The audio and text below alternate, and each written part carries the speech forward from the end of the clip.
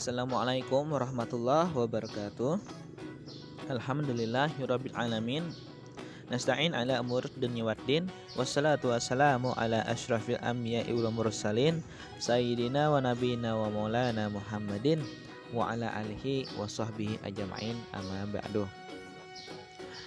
Hari ini kita akan belajar tematik tema 2 subtema 3 pembelajaran keempat ya, kelas 4. Tema 2 yaitu sumber energi. Dan yang kita bahas di sini di pembelajaran 4 adalah energi alternatif. Coba kalian amati warga yang ada di sekitar kalian. Misalnya tetangga kalian. Apakah mereka sudah menghemat energi? Apakah ada di antara tetangga kalian itu yang menggunakan energi alternatif? Ya. Nah, untuk yang menghemat energi itu bisa kita lihat misal pada siang hari lampu itu tidak dinyalakan kecuali memang sangat penting. Terus untuk energi alternatif contohnya ada kan yang kita jelaskan sebelumnya, pembelajaran sebelumnya tentang kincir angin yang bisa menghasilkan energi listrik. Terus ada kincir air yang juga bisa membuat energi listrik, itu juga termasuk alternatif.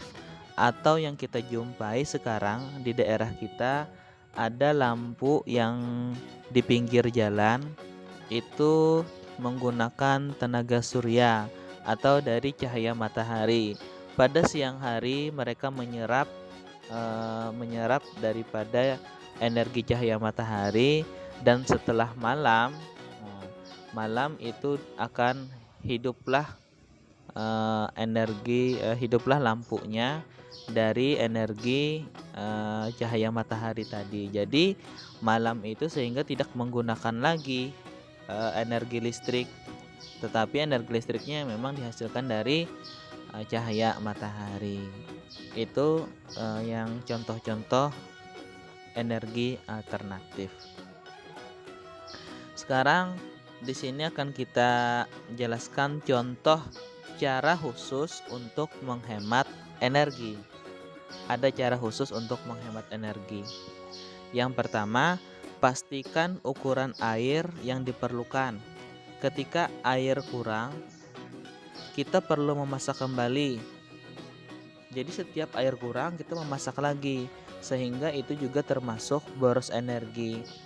Nah, jadi yang harus kita lakukan adalah kita perlunya seberapa sih air. Nah, sebegitu juga kita memasak. Jangan ya sedikit-sedikit memasak, sedikit-sedikit memasak, sedikit-sedikit memasak. Nanti itu akan boros energi. Misalnya kita kan sekarang sudah banyak memakai gas LPG. Apabila digunakan memasak terus, maka itu akan boros energi. Nah, jadi gunakanlah misalnya kita perlu air untuk beberapa hari, misalnya 2 hari atau 3 hari. Jadi masaklah lebih banyak supaya kita hanya menggunakan sekali saja memasak untuk menghemat energi. Yang kedua, gunakan panci yang besarnya sesuai dengan air yang dimasak. Wadah yang terlalu besar dan isi yang sedikit akan membuang energi lebih banyak. Jadi apabila air yang kita masak sedikit, berarti pancinya harus yang kecil, jangan menggunakan yang besar ya. Jadi panci yang besar hanya digunakan jika kita memasak air yang banyak, begitu. Yang ketiga, masak air dengan panci tertutup. Air akan cepat mendidih jika panci tertutup. Saat tidak tertutup, energi panas akan terbuang sia-sia. Jadi jika kita mau memasak itu haruslah ditutup pancinya agar dia cepat masak.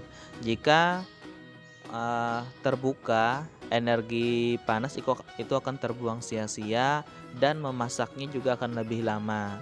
Semakin lama kita memasak, gas yang kita gunakan juga semakin banyak dan akhirnya menjadi boros. Itu beberapa contoh cara khusus untuk menghemat energi. Walaupun ya sebenarnya masih banyak contoh-contoh lain. Ya, bagaimana sih cara menghemat energi itu? Sekarang untuk lampu saja, apabila kita biasanya kan mati lampu, kita bisa menggunakan lampu cadangan yang biasanya dicas. Itu sekarang ada dijual orang yang tanpa kita harus mencolok ke listrik. Hanya dipanaskan saja di cahaya matahari, dia akan mengisi energi listrik secara otomatis. Itu juga termasuk menghemat energi. Karena apabila kita cas dengan kabel itu kan otomatis kita menggunakan energi listrik. Nah, tetapi apabila kita membeli yang langsung dari energi cahaya, itu kita tidak perlu lagi menggunakan listrik yang ada di rumah. Bahkan sekarang misalnya saja power bank ya, contoh power bank aja sekarang sudah ada yang energi cahaya.